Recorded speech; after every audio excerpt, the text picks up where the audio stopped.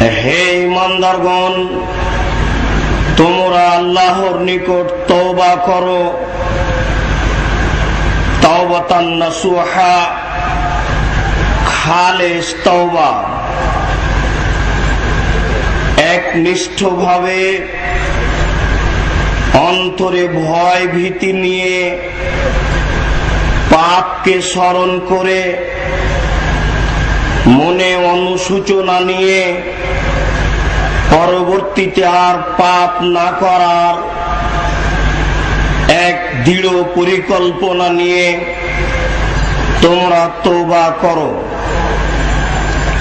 আশা রব্বুকুম আইয়ুকাফির আনকুম সাইয়্যাতিকুম, আশা করি তোমাদের প্রতিপালক তোমাদের পাপ মিটিয়ে দিবেন আর তোমাদের জান্নাতে প্রবেশ করাবেন। অত্র আয়াত দ্বারা প্রমাণিত হয় যে মানুষ যদি অন্তর থেকে তওবা করে, আল্লাহ তাআলা তার পাপকে মোচন করে দিবেন এবং তাকে আল্লাহ তাআলা জান্নাতে প্রবেশ করাবেন। আবু হুরায়রা রাদিয়াল্লাহু তাআলা আনহু বলেন, রাসূল সাল্লাল্লাহু আলাইহি ওয়াসাল্লাম বলেন, আন-নাদমু আত-তাওবা, পাপ করার পরে নিজেকে লাঞ্ছিত অপমানিত মনে করার নামই হচ্ছে তওবা। পাপ করার পরে যখন মানুষ নিজেকে পাপী মনে করে, অপরাধী মনে করে, নিজেকে হেয় তুচ্ছ মনে করে এবং বিনয়ের সাথে আল্লাহর নিকটে ক্ষমা চাই, এমন একটা পরিকল্পনা, এমন একটা ইচ্ছেকে তওবা বলা হয়। আমি মুহাম্মদ সাল্লাল্লাহু আলাইহি সাল্লাম দিনে আল্লাহর নিকটে 100 বার তওবা করি, ক্ষমা ভিক্ষা চাই। ইন্নাল্লাহ তাআলা ইয়াবসুতু ইয়াদাহু ফিল লাইলি লিকাই ইস্তাগফিরু মুসিউন নাহারে, আল্লাহ তাআলা রাতে তার হাতখানাকে লম্বা করে দেন যাতে করে দিনে যারা পাপ করেছে রাতে তার নিকটে ক্ষমা ভিক্ষা চাই।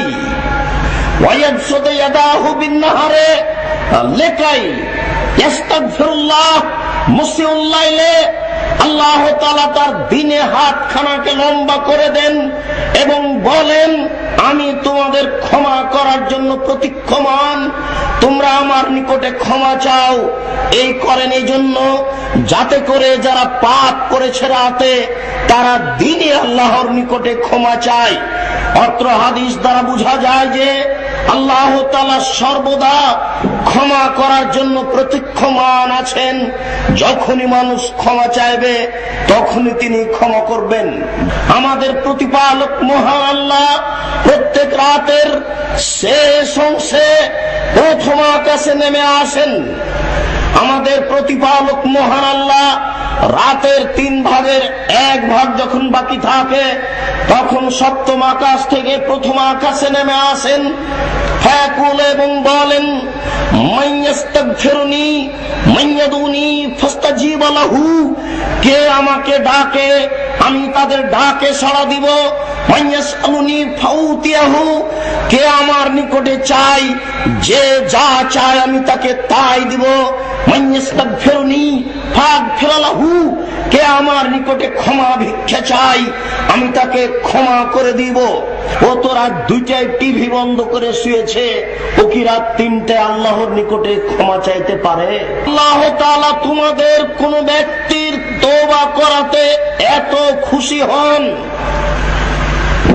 এমনকি ওই এক ব্যক্তির চেয়ে বেশি খুশি হন যে ব্যক্তি কানা বেয়ারজিন ফালা, তার সওয়ারি নিয়ে একটা মরুভূমিতে ছিল, যেই মরুভূমি থেকে পায়ে হেঁটে চলে যাওয়ার কোনো তার ক্ষমতা ছিল না। ফানফালাতাত মিনহু, হঠাৎ করে তার আরোহী, তার বাহন, তার উটনি তার নিকট থেকে চলে যায়। ওয়ালাইহা তা'মুহু ওয়া শারাবুহু, এমত অবস্থায় সেই বাহনের উপরে তার খাদ্য ছিল, তার পানি ছিল। এমন একটা লোক এমন একটা জঙ্গলে এমন একটা স্থানে রয়েছে যেখান থেকে পায়ে হেঁটে লোকালয়ে যাওয়া তার পক্ষে সম্ভব নয়। ইজহা বিহা কায়েমাতুন, ইতিমধ্যে হঠাৎ সেই বাহন এসে উপস্থিত, সেই প্রাণী সেই শহরে এসে উপস্থিত। ফাখাযা বিখিতামিহি, হঠাৎ করে সে তার লাগাম ধরে নিয়ে বলে ফেললো মিন শিদ্দাতিল ফারহে, খুশি হয়ে, আল্লাহুম্মা আন্নাকা আবদি, হে প্রতিপালক তুমি আমার দাস, ওয়া রাব্বুক, আর আমি তোমার প্রতিপালক। মিন শিদ্দাতিল ফারহে, এই লোকটা খুশি হয়ে যেমন বাক্য পরিবর্তন করে দিয়েছে, এই লোকটা বাহন পেয়ে যত খুশি হয়েছে, আল্লাহ তাআলা তওবাকারীর প্রতি তার চেয়ে বেশি খুশি হন।